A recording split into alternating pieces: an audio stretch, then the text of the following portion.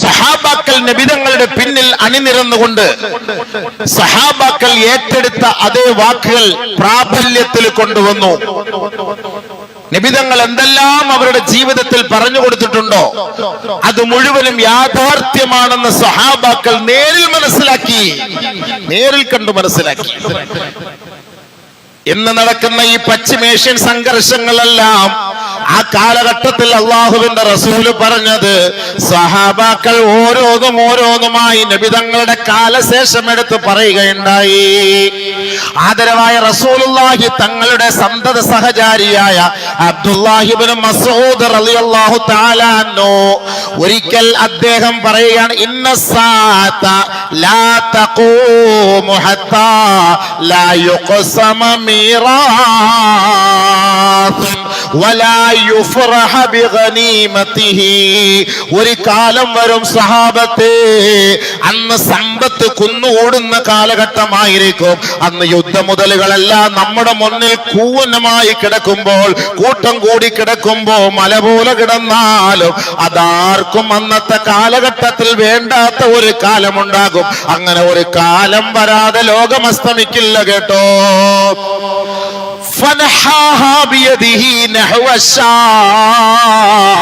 ശേഷം അദ്ദേഹം ഷാമിന്റെ ഭാഗത്തേക്ക് തിരിഞ്ഞു നിന്ന് വിരൽ ചൂണ്ടിക്കൊണ്ടാണ് പറഞ്ഞത്.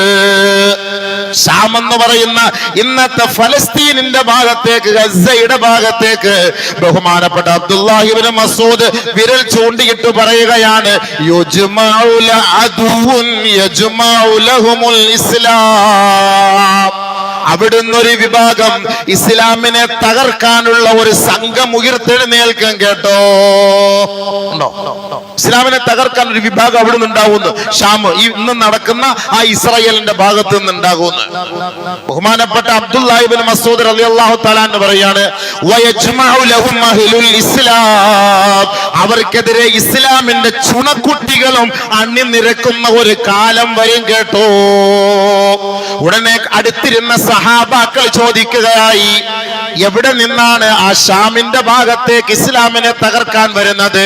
തഅനി, നിങ്ങൾ ഉദ്ദേശിച്ചത് റോമക്കാരെ കുറിച്ചാണോ? അതായത് ഇന്നത്തെ കാലത്തില് ബ്രിട്ടീഷുകാര്, അമേരിക്കക്കാരെ കുറിച്ചാണോ? ഖാല ഇബ്നു മസ്ഊദ് റളിയല്ലാഹു തആല അൻഹു അദ്ദേഹം പറഞ്ഞു, അതെ, നഅം. ഇസ്ലാമിനെ കൊല്ലാൻ ബ്രിട്ടീഷും അമേരിക്കയും കൂട്ടു നിൽക്കുന്നു. ഇന്നല്ല ഇത് പറഞ്ഞത്, ഇത് പറഞ്ഞിട്ട് വർഷങ്ങളായി.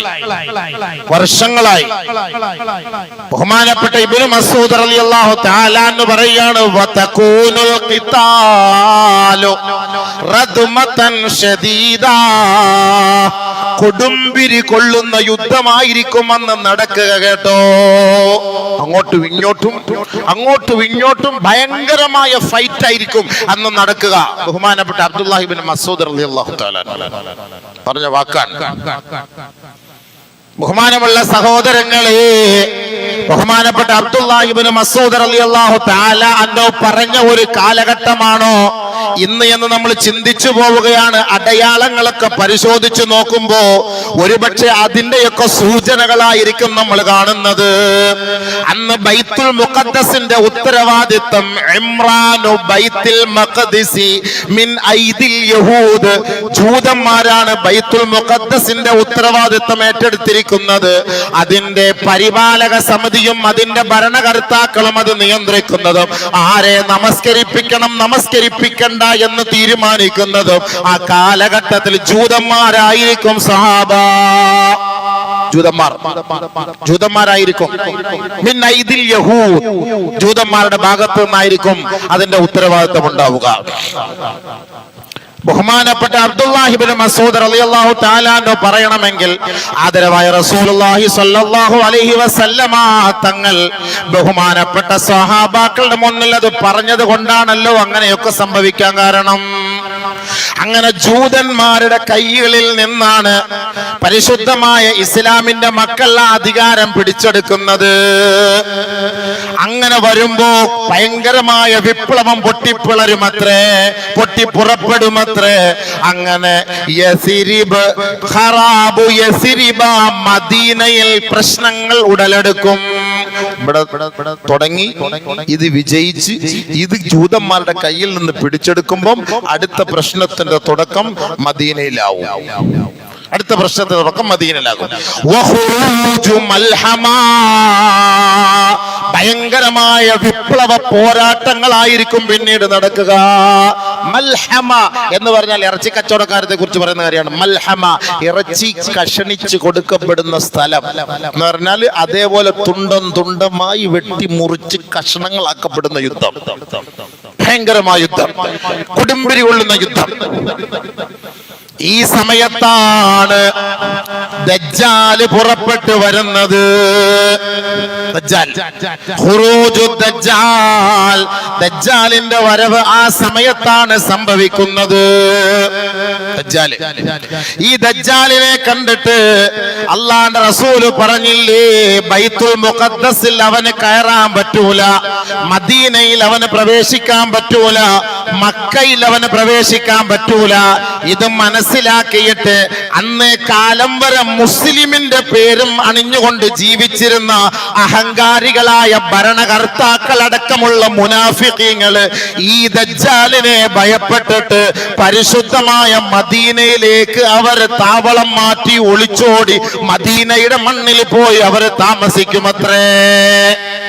എന്ന് അള്ളാന്റെ ദീനിനെ കളിയാക്കുന്ന മുസ്ലിം നാമധാരികൾ ഇന്ന് പരിശുദ്ധമായ ഇസ്ലാമിനെയും ഇസ്ലാമി ആശയ ആദർശങ്ങളെയും തകർത്തുകൊണ്ടിരിക്കുമ്പോ, ഈ കുഞ്ഞുമക്കളെ അടക്കം കൊന്നൊടുക്കിക്കൊണ്ടിരിക്കുമ്പോ, കേവലം നോക്കുകുത്തികളായി ആ അൽഫഹമു അടിച്ച് ആടുമന്തിയും തിന്നിട്ട് അവിടെ നൈറ്റ് ക്ലബിലും പങ്കെടുത്ത് വെള്ളം ഓടിച്ച് പെണ്ണുങ്ങളുമായിട്ട് ഡാൻസ് കളിച്ച് അവര് തുള്ളിച്ചാടി സന്തോഷിക്കുന്ന ഈ മുനാഫിഖീങ്ങളായ ആൺ പെണ്ണുങ്ങൾ അടക്കം ദജ്ജാലിന്റെ വരവോടുകൂടി മദീനയിലേക്ക് ഓടി ഒളിക്കുമത്രേ.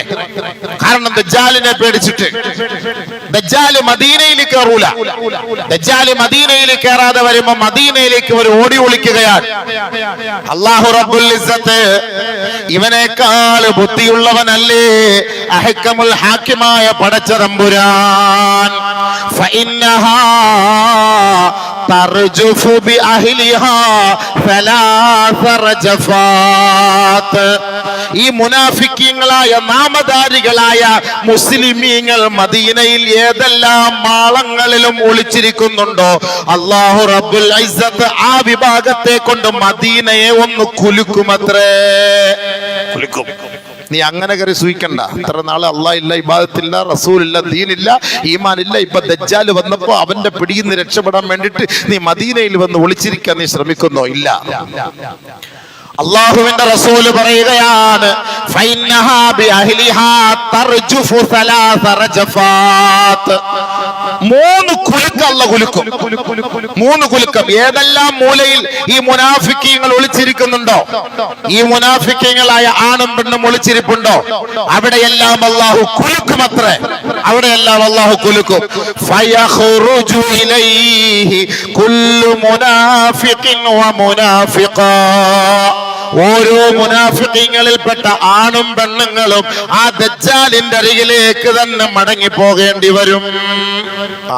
അവൻ അങ്ങനെ സൂചിച്ചാൽ കിടക്കാൻ പറ്റൂല, മദീനയിൽ കിടത്തൂല.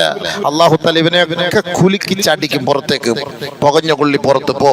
ഇത്ര നാള് പരിശുദ്ധമായ ദീനിന്റെ ഇസ്ലാമിന്റെ നിയമനിർമ്മാണങ്ങളെല്ലാം ഉണ്ടായിട്ട് അതിനെ നിനക്ക് പാലിക്കാനും ഉൾക്കൊള്ളാനും കഴിയാതെ ഇന്ന് നീ എന്ത് ചെയ്യുന്നു? ദജ്ജാലിനെ കണ്ടപ്പോ നീ ഓടി ഇതിലേക്ക് കയറി വരുന്നു. ഇല്ലേ, വേണ്ട. മദീനെ അല്ലാഹു കുലുക്കുകയാണ്. അങ്ങനെ കുലുക്കിയിട്ട് അതിലേക്ക് മാറ്റിവിടും, അവനിലേക്ക് പറഞ്ഞു വിടും. എത്രത്തോളം എന്ന് വെച്ചാൽ അന്ന് പിന്നെ മദീനയിൽ പിന്നെ ഒരാൾക്ക് പോലും പ്രവേശിക്കാനോ, മദീനയിൽ ഒരാള് സിയാറത്തിന് വരാനോ, പരിശുദ്ധമായ ഹജ്ജ് കർമ്മം നിർവഹിക്കാനോ ഒരാളും ഉണ്ടാകാത്ത ഒരു വലിയ ഒരു സംഭവമായിരിക്കും ആ കാലഘട്ടത്തിൽ. അപ്പോഴാണ് ബഹുമാനമുള്ള സഹോദരങ്ങളെ, ബഹുമാനപ്പെട്ട ഇമാം മഹ്ദി റഹ്മഹുള്ളയുടെ റളിയല്ലാഹു അൻഹുവിന്റെ വരവ്, ഇമാം മഹ്ദിയുടെ വരവ്. അപ്പോഴാണ് ഇമാം മഹ്ദി. ആളുകളെല്ലാവരും എപ്പോഴും ഇപ്പോൾ ഇങ്ങനെ ദുആ ചെയ്തുകൊണ്ടിരിക്കുകയാണ്, ഇമാം മഹ്ദി. നബിയുനാ റസൂലുള്ളാഹി സ്വല്ലല്ലാഹു അലൈഹി വസല്ലമ തങ്ങൾ പറയുകയാണ്, അൽ മഹ്ദിയു മിന്നി. മഹ്ദി എന്ന് പറയുന്നത് എന്റെ ഉമ്മത്തിൽ പെട്ടവരാണ്, എന്റെ കുടുംബത്തിൽ കുടുംബത്തിൽ പെട്ടതാണ്. ഔ മിൻ അഹ്ലി ബൈത്തി, എന്റെ അഹ്ലു ബൈത്തിൽ പെട്ട വ്യക്തിയാണ് മഹ്ദി എന്ന് പറയുന്ന ആൾ. എന്റെ കുടുംബത്തിൽപ്പെട്ട ആളാണ്, എന്റെ അഹ്ലു ബൈത്താണ്. നബി സല്ലല്ലാഹു അലൈഹി വസല്ലമ തങ്ങൾ അദ്ദേഹത്തെ വിവരിക്കുകയാണ്, വർണ്ണിക്കുകയാണ്. അജിലൽ ജബ്ഹതി, വിശാലമായ നെറ്റിത്തടമുള്ള വ്യക്തിയാണ്. അഖ്നൽ അൻഫി, നീളമുള്ള മൂക്കാണ്. പറഞ്ഞ വലിയ നീളത്തിലുള്ള മൂക്കെന്നല്ല, ഒരു മുഖ സൗന്ദര്യം, ഒരു ആകാര സൗഷ്ഠവം, അതിനൊക്കെ ഒരു നിയമമുണ്ടല്ലോ, ആ ഒരു സന്തോഷം. യംലഉൽ അർള ഖിസ്തൻ വഅദിലാ, ബഹുമാനപ്പെട്ട മഹ്ദി ഇമാം വരുന്ന സമയത്ത് ഭൂമിയിൽ ഭയങ്കര ളുൽമും അഹങ്കാരവും അഹന്തയും അധർമ്മവും അക്രമവും കൊടികുത്തി വാഴുന്ന ഒരു സാഹചര്യമായിരിക്കും. ഭൂമിയിൽ മൊത്തം പ്രശ്നങ്ങളായിരിക്കും. അങ്ങനെ ഒരു കാലഘട്ടത്തിലാണ് ഇമാം മഹ്ദി വരുന്നത്. ബഹുമാനപ്പെട്ട നബിയുനാ റസൂലുള്ളാഹി സ്വല്ലല്ലാഹു അലൈഹി വസല്ലമ തങ്ങൾ പറയുകയാണ്, ആ ഇമാം മഹ്ദി ഭൂമിയിൽ വന്നിട്ട് യംലഉൽ അർള ഖിസ്തൻ വഅദിലാ കമാ മുലിഅത്തിൽ അർളു ളുൽമൻ വജൗറാ, ഭൂമിയിൽ എങ്ങനെയാണോ അധർമ്മം കൊടികുത്തി വാണിരുന്നത് അതെല്ലാം അടിച്ചമർത്തി തകർത്ത് തരിപ്പണമാക്കിയിട്ട് ആ സ്ഥലങ്ങളിലെല്ലാം സമസ്ത മേഖലകളിലും നീതിയും ധർമ്മവും അദ്ദേഹം സ്ഥാപിക്കുമത്രേ. വയംലികു ഫിൽ അർളി സബ്അ സിനീൻ, ഈ ഭൂമിയിൽ അദ്ദേഹം 7 വർഷമാണ് ജീവിക്കുക. ഖംസൻ ഔ സബ്അൻ ഔ തിസ്അൻ, നബി സല്ലല്ലാഹു അലൈഹി വസല്ലമ തങ്ങൾ പറഞ്ഞു 5 വർഷമെന്നും 7 വർഷമെന്നും 9 വർഷമെന്നുമുണ്ട്. അങ്ങനെയാണ് അദ്ദേഹം ഈ ഭൂമിയിൽ ജീവിക്കുന്നത്. നബി സല്ലല്ലാഹു അലൈഹി വസല്ലമ തങ്ങൾ പറഞ്ഞു, ഈ ഭൂമിയിൽ അല്ലാഹു സുബ്ഹാനഹു വ തആല ഒരു ദിവസമെങ്കിലും ബാക്കിയാക്കിയിട്ടുണ്ടെങ്കിൽ, ഒരു ദിവസമെങ്കിലും, അതായത് മഹ്ദി ഇനി വരാൻ എല്ലാവരും പറയും 40 വർഷം അല്ലെങ്കിൽ 50 വർഷം അല്ലെങ്കിൽ ഇത്രയും വർഷം, ഇനി എപ്പോഴാ വരിക, എല്ലാം അസ്തമിച്ചല്ലോ, എല്ലാം തീർന്നു പോയല്ലോ എന്ന് കരുതണ്ട, എന്ന് ആരും കരുതണ്ട. അല്ലാഹു സുബ്ഹാനഹു വ തആല ലൗ ലം യബ്ഖ, ഈ ദുനിയാവിൽ ഇല്ലാ യൗമുൻ വാഹിദുൻ, ഒരു ദിവസമാണ് ബാക്കിയുള്ളതെങ്കിൽ ലതവ്വലല്ലാഹു ദാലികൽ യൗമ, ആ ദിവസത്തെ അല്ലാഹു സുബ്ഹാനഹു വ തആല ദീർഘിപ്പിക്കുമത്രേ. ആ ദിവസത്തെ അല്ലാഹു സുബ്ഹാനഹു വ തആല ദീർഘിപ്പിക്കും. ഒറ്റ ദിവസമായിരിക്കും ബാക്കിയുള്ളത്, ഒരു ദിവസമേ ഉള്ളൂ ഇനി ലോകാവസാനത്തിന്. അങ്ങനെയുള്ള ഒരു സാഹചര്യമാണ് നിലനിൽക്കുന്നതെങ്കിൽ പോലും ലതവ്വലല്ലാഹു ദാലികൽ യൗമ, ആ ദിവസത്തെ അല്ലാഹു സുബ്ഹാനഹു വ തആല ദീർഘമാക്കുമത്രേ. ശേഷം യബ്അസുല്ലാഹു റജുലം മിന്നി, എന്നിൽ നിന്ന് അല്ലാഹുവിന്റെ പ്രവാചകൻ, എന്നിൽ നിന്ന് ഒരു വ്യക്തിയെ അല്ലാഹു സുബ്ഹാനഹു വ തആല നിയോഗിക്കും. എന്നിൽ നിന്ന് ഒരാളിനെ, എന്റെ കുടുംബത്തിൽ നിന്ന് ഒരു വ്യക്തിയെ, മിൻ ഇത്രതി ഔ മിൻ അഹ്ലി ബൈതി. നബി സല്ലല്ലാഹു അലൈഹി വസല്ലമ തങ്ങൾ പറഞ്ഞു, ഇവിടെ കണക്ഷൻ പോയി, കണക്ഷൻ ഇവിടുന്ന് കേൾക്കുന്നത് വേറെ എവിടേക്ക് മോദിനെന്തി. ബഹുമാനപ്പെട്ട നബിയുനാ റസൂലുള്ളാഹി സ്വല്ലല്ലാഹു അലൈഹി വസല്ലമ തങ്ങൾ പറഞ്ഞു, എന്റെ കുടുംബത്തിൽ നിന്ന് അല്ലെങ്കിൽ എന്റെ അഹ്ലു ബൈത്തിൽ നിന്ന് ഒരാളെ അല്ലാഹു സുബ്ഹാനഹു വ തആല നിയോഗിക്കുമത്രേ. വയുവാതിഉ ഇസ്മുഹു ഇസ്മി വസ്മ അബി, നബി സല്ലല്ലാഹു അലൈഹി വസല്ലമ തങ്ങൾ പറയുകയാണ്, അദ്ദേഹത്തിന്റെ പേര് എന്റെയും എന്റെ ഉപ്പാടെയും പേരിനോട് സാദൃശ്യമുള്ള പേരാണ് മഹ്ദി ഇമാം. അപ്പൊ അങ്ങനെ ഒരു വഴികാട്ടിയായിട്ട് നബി സല്ലല്ലാഹു അലൈഹി വസല്ലമ തങ്ങളുടെ പരമ്പരയിൽ നിന്ന് വരുന്ന ഒരു വ്യക്തിയാണ് ഈ മഹ്ദി. നബിയുനാ റസൂലുള്ളാഹി തങ്ങൾ പറഞ്ഞു, അദ്ദേഹത്തിന്റെ പേര് എന്റെയും എന്റെ ബാപ്പാടെയും പേരിനോട് യോജിച്ചതാണ്. എന്താണ് മഹ്ദി ഇമാമിന്റെ പേരെന്നറിയുവോ? മുഹമ്മദ് ഇബ്നു അബ്ദുല്ലാഹിൽ അലവിയിൽ ഫാത്തിമിയിൽ ഹസനി. ഇതാണ് ഇമാം മഹ്ദി. ചുമ്മാ ഇമാം മഹ്ദി ഇമാം മഹ്ദി എന്ന് വിളിച്ച് പറഞ്ഞു നടന്നിട്ട് കാര്യമില്ല. മഹ്ദി ഇമാമിന്റെ പേരെന്താ? മഹ്ദി ഇമാം. മഹ്ദി ഇമാം, മഹ്ദി ഇമാമിനെ എല്ലാവരും നോക്കിയിരിക്കുക. ഇവിടെ ചീഫ് ഇമാം നിസ്കരിക്കുന്ന ആളിനെ നോക്കിയിരിക്കുക, ഒറ്റൊരു മനുഷ്യൻ പറയാനില്ല. എല്ലാവരും മഹ്ദി ഇമാം പോരെന്ന് പറഞ്ഞിരിക്കുക. ഇപ്പോ നമ്മൾ പശ്ചിമേഷ്യയിൽ നമ്മൾ കാണുന്ന സംഭവമാണ്. കൊച്ചു കുഞ്ഞു മക്കൾ പോലും, നമുക്ക് അവർക്കറിയാം കൊച്ചു കുട്ടികൾക്ക് നാളെ ഞാൻ മരിക്കുമെന്നറിയാം. ആ കുഞ്ഞു മക്കളോട് മറ്റൊരു സ്ഥലത്തേക്ക് പോകാൻ പറഞ്ഞിട്ട് പോലും ഇല്ല, വേണ്ട എന്നാണ് പറയുന്നത്. ഈ യുദ്ധം തുടങ്ങുന്നതിന് മുമ്പ് ഫലസ്തീനിലേക്ക് യാത്ര ചെയ്ത ഒരു സംഘം, അതിൽപ്പെട്ട ഒരു കേരളക്കാരനായ ഒരു സഹോദരൻ ബൈത്തുൽ മുഖദ്ദസിൽ വെച്ച് ഒരു കുട്ടിയെ കാണുകയുണ്ടായി. ഏകദേശം ഒരു 10 വയസ്സ് 11 വയസ്സ് പ്രായമുള്ള ഒരു കുട്ടി. ആ കുട്ടിയെ കണ്ടിട്ട് ചോദിച്ചു, മകന്റെ വാപ്പ എവിടെ, ഉമ്മ എവിടെ? വാപ്പ ഷഹീദ്, ഉമ്മ ഷഹീദ. ആകാശത്തേക്ക് കൈ ഉയർത്തി കാണിച്ചു. വാപ്പായും ഉമ്മായും സ്വർഗത്തിലാണ്, ഷഹീദായി, ഞാൻ മാത്രമാണ്. അപ്പോൾ ആ കേരളക്കാരായ ജമാഅത്തിൽപ്പെട്ട ഒരാള് പറഞ്ഞു, നമ്മൾ ഞങ്ങളുടെ നാട്ടിൽ കൊണ്ടുപോകാം, നിന്നെ നാട്ടിൽ കൊണ്ടുപോയി ഞങ്ങൾ പഠിപ്പിക്കാം, ഡോക്ടറാക്കാം, ഖുർആൻ ഹാഫിളാക്കാം, ആലിമാക്കാം, എല്ലാ സന്തോഷത്തോടു കൂടി നിനക്ക് അവിടെ ജീവിക്കാം. അപ്പോൾ ആ കുട്ടി എന്താ കേരളമെന്നോ ഇന്ത്യ എന്നോ ഇതൊന്നും അറിയില്ല.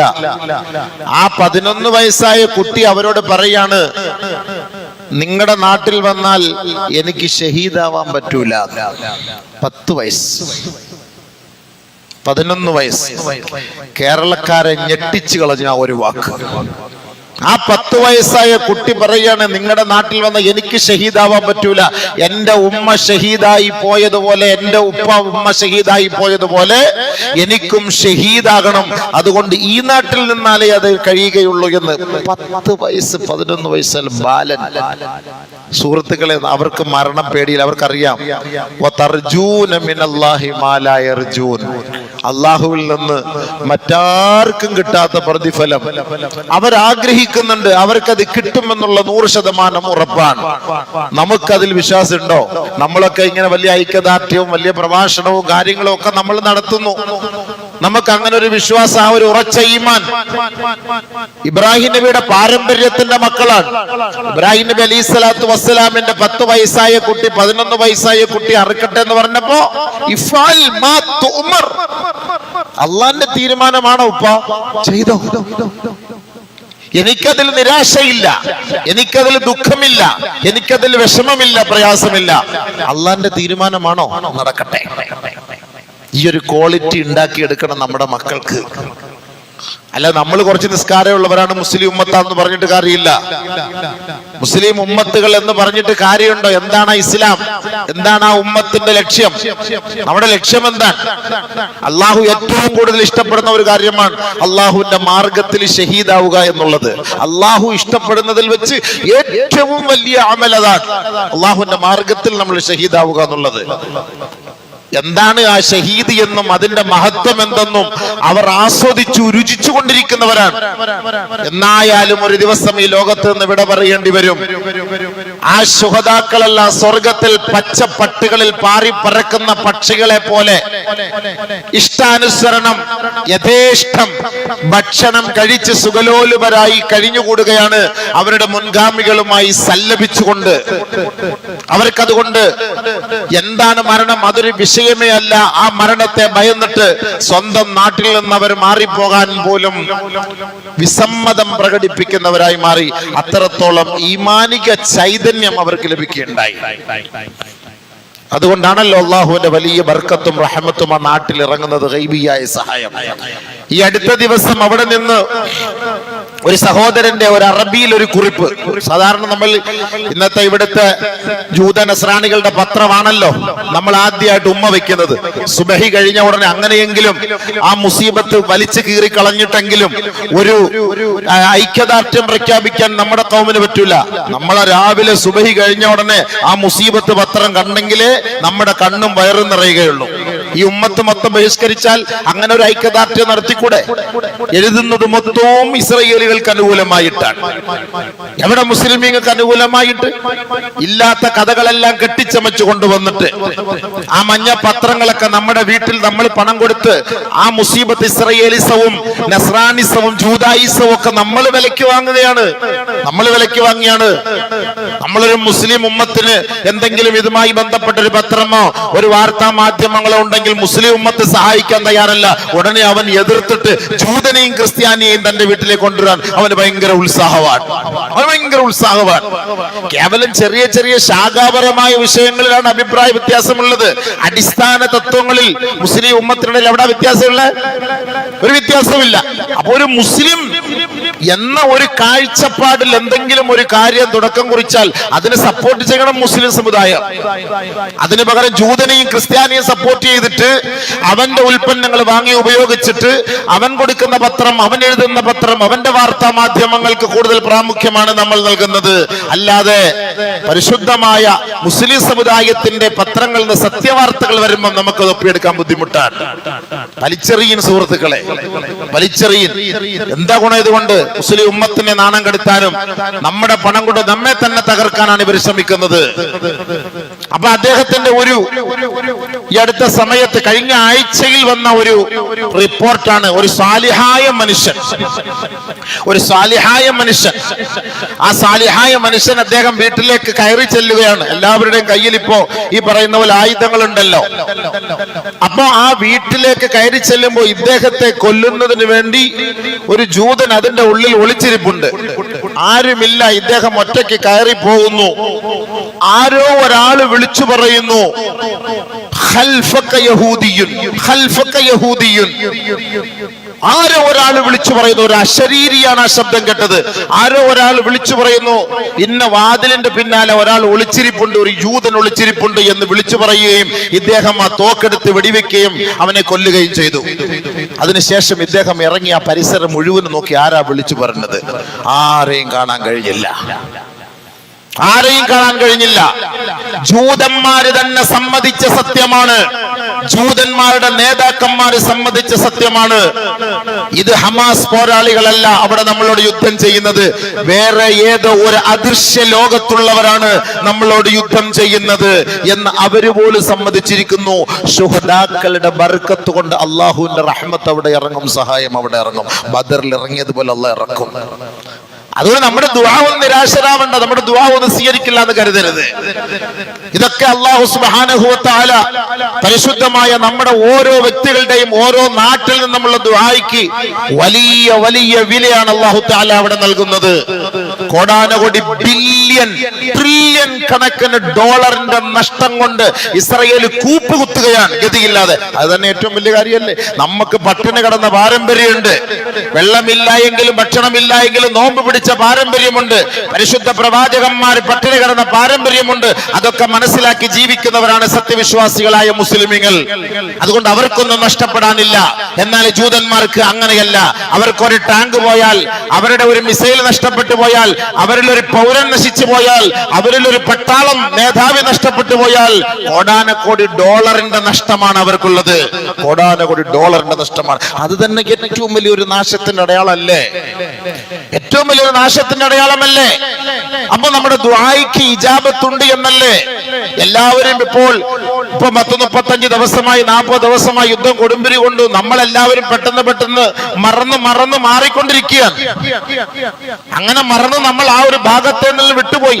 അറേബ്യൻ നാടുകളിൽ മ്യൂസിക്കിന്റെയും കലാവിരുന്നുകളുടെയും അരങ്ങുകൾ അരങ്ങേറുമ്പോ ഇന്ത്യ രാജ്യത്തിലെ മഹാപണ്ഡിത മഹത്തുക്കൾ കത്തെഴുതി അറബ് ലോകത്തിന്, നമ്മുടെ സാധുക്കളായ മുസ്ലിം സഹോദരങ്ങളും കുഞ്ഞുമക്കളും പിടഞ്ഞ് മരിക്കുമ്പോ അതേ ജസീറത്തുൽ അറബിന്റെ മണ്ണില് നിങ്ങൾ നൃത്തം ചവിട്ടി അട്ടഹസിച്ച് പാട്ടുപാടി സന്തോഷിക്കുകയാണ് അല്ലേ? ആ ഒരു ഈമാനിക വാക്കെങ്കിലും ഇന്ത്യൻ ഉലമാക്കളെ കൊണ്ട് സാധിച്ചു. അത് ഏറ്റവും വലിയ കാര്യമാണ്. അത് അവരുടെ പത്രമാധ്യമങ്ങളെല്ലാം വ്യാപിച്ചു, അവിടുത്തെ എംബസിക്ക് അയച്ചു കൊടുത്തു. ബഹുമാനമുള്ള സഹോദരങ്ങളെ, ഇതൊക്കെയല്ലേ നമുക്ക് ചെയ്യാൻ പറ്റുകയുള്ളൂ. നമ്മളിത് കണ്ടിട്ട് നോക്കുകുത്തികളായിരിക്കാൻ നമ്മളെ കൊണ്ട് കഴിയുകയില്ല.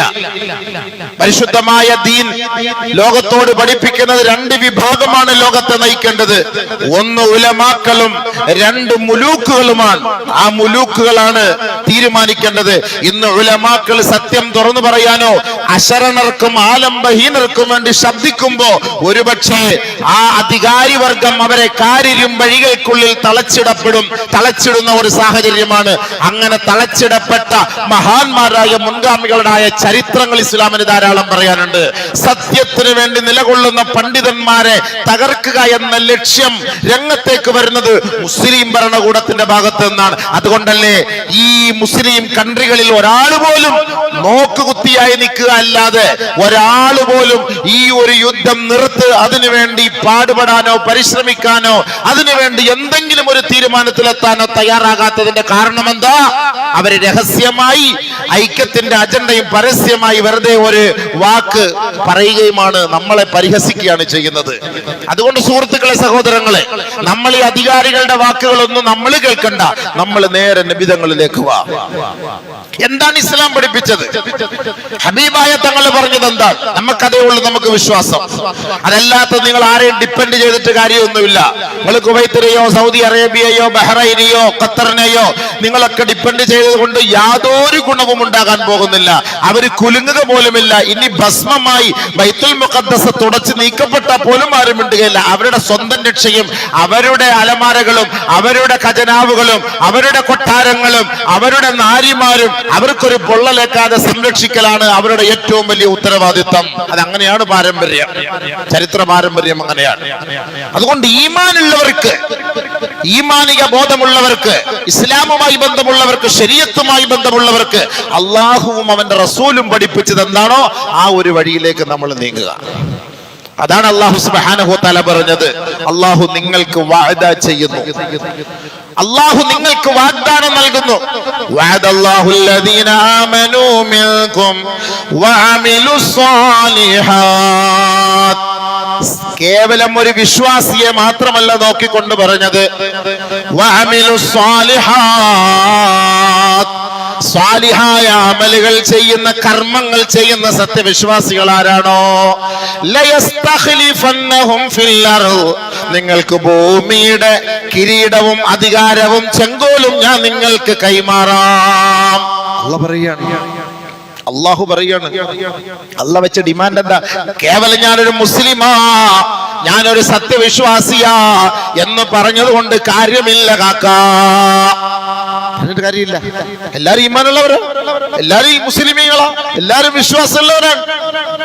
അല്ലാഹ് പറഞ്ഞ വാക്കെന്താ? വഅദല്ലാഹുല്ലദീന ആമനൂ മിൻകും വഅമിലുസ് സാലിഹാത്ത്. സാലിഹായ അമലുകൾ ചെയ്യുന്ന നിങ്ങളിൽ നിന്നുള്ള യഥാർത്ഥ സത്യവിശ്വാസികൾ ആരാണോ, ലയസ്തഖ്ലിഫന്നഹും ഫിൽ അർദ് കമസ്തഖ്ലഫല്ലദീന മിൻ ഖബ്ലിഹിം. മുൻഗാമികളായ സാലിഹീങ്ങളുടെ കൈകളിൽ ഈ ഭൂമിയുടെ കിരീടം അല്ലാഹു നൽകിയതുപോലെ അല്ലാഹു റബ്ബുൽ ഇസ്സത്ത് ജൂതന്റെ നസ്രാണിയുടെ കയ്യിൽ നിന്ന് അധികാരം നിങ്ങളുടെ കൈകളിലേക്ക് അല്ലാഹു വാങ്ങിത്തരുമത്രേ. അല്ലാഹ് പറഞ്ഞ വാക്കാണ്. അല്ലാഹ് വാങ്ങിത്തരുമെന്ന് നമ്മൾ പേടിക്കണ്ടെന്നാ പറയുന്നത്. ഡിമാൻഡ് ഉണ്ട്, വെറുതെ അല്ല. كما استخلف الذين من قبلهم وليمكنن لهم دينهم الذي ارتضى لهم وليبدلنهم من بعد خوفهم أمنا. ഏതൊരു വർഗത്തെയാണോ, പ്രതിയോഗികളെയാണോ, ജൂതന്മാരെയാണോ, ഫാസിസ്റ്റുകളെയാണോ, നാസിസ്റ്റുകളെയാണോ നിങ്ങൾ ഭയപ്പെടുന്നത്, നിങ്ങൾ ഭയപ്പെടേണ്ട കേട്ടോ. ആ ഭയത്തിൽ നിന്ന് നിങ്ങളെ സുരക്ഷിത സ്ഥാനത്തേക്ക് നാം അവരോധിക്കാം. രണ്ട് ഡിമാൻഡ് നിങ്ങൾ സ്വീകരിച്ചാൽ മതി. അല്ലാഹ് പറയാണ്. എല്ലാരും കൈമലർത്തുമ്പം അവസാനം നമ്മൾ സഹായത്തിന് തേടുന്നത് ഇലാഹായ റബ്ബിനോടാണ്. ഇത് അവസാനമല്ല, തുടക്കത്തിലും തേടണം, ഒടുക്കത്തിലും തേടണം, ഒടുക്കം വരെയും തേടണം. അള്ളാഹുവിനോടാണ് തേടേണ്ടത്. വേറെ ആരോട് തേടാൻ? 100 ടാങ്കുകൾ ഉള്ളവനോട് തേടിയിട്ട് കാര്യമില്ല, വലിയ മിസൈൽ ഉള്ളവനോട് തേടിയിട്ട് കാര്യമില്ല. ഇതിന്റെ മുഴുവൻ കാര്യങ്ങളെ ഒപ്പിയെടുക്കുന്ന ലാ തഅഖുദുഹു സിനത്തുൻ വലാ നൗം, ഉറക്കമോ ഒരു കേവലം ഒരു അശ്രദ്ധ പോലും ബാധിക്കാത്ത ജഗത്തിന്റെ ഉടമസ്ഥനായ നാഥൻ ആ പടച്ച തമ്പുരാനെ സ്വാധീനിക്കാൻ നമ്മൾ തയ്യാറായാൽ അവന്റെ കൈകളിൽ നിന്ന് അധികാരം നമ്മളിലേക്ക് അല്ലാഹു വാങ്ങിത്തരുമത്രേ. പടച്ചവന്റെ വാക്ക ഖുർആനാണ്, സൂറത്തുൻ നൂർ 55. ഇത് നമ്മൾ വിശ്വസിച്ചില്ലെങ്കിൽ പിന്നെ നമ്മൾ അല്ലാഹുവിൽ വിശ്വാസമില്ലല്ലോ. ഇത് അല്ലാഹ് വാങ്ങിത്തരാന്ന് പറഞ്ഞ കാര്യമാണ്. വലയുബദ്ദിലന്നഹും മിൻ ബഅദി ഖൗഫിഹിം അംനാ, നിങ്ങൾ പേടിക്കണ്ട. നിങ്ങൾ ആരെയാ പേടിക്കുന്നത്? ആ പേടിയൊക്കെ ഞാൻ മാറ്റിയിട്ട് നിങ്ങൾക്ക് പൂർണ്ണ സുരക്ഷിതത്വം, നിർഭയത്വം ഞാൻ തരാം. അല്ലാഹ് പറഞ്ഞ വാക്കാണ്, ഞാൻ തരാം. രണ്ട് ഡിമാൻഡ്. യഅബുദൂനനി, എന്നെ മാത്രം ആരാധിക്കണം. ലാ യുശ്രികൂന ബി ശൈആ, എനിക്കെതിരെ ഒരു നിലയ്ക്കും മറ്റൊരു വസ്തുവിനെ നീ ചിന്തിക്കുക പോലും വരുത്. ഞാനല്ലാതെ ഒരു ഇലാഹ് ഉണ്ടെന്നുള്ളൊരു ചിന്ത പോലും നിന്റെ ജീവിതത്തിന്റെ ഒരു മേഖലയിൽ പോലും നീ ചിന്തിച്ചു പോകാൻ പാടില്ല. അള്ളാഹു പറയാണ്, എന്നെ ആരാധിച്ച് സ്വാലിഹായ അമൽ ചെയ്യാൻ നീ തയ്യാറുണ്ടോ എങ്കിൽ ഞാൻ നിന്നെ സഹായിക്കാം. അള്ളാഹ് പറഞ്ഞ വാക്കാണ്, അള്ളാഹ് പറഞ്ഞ വാക്കാണ്. ഇതിനപ്പുറത്ത് നമുക്ക് ലോകത്ത് ഒരു യജമാനനില്ല, ഒരു യജമാനനില്ല. ഞൊടിയിടയിൽ കാര്യങ്ങൾ നടത്തുന്ന പടച്ച തമ്പുരാനാണ് ഈ പറഞ്ഞ വാക്ക്.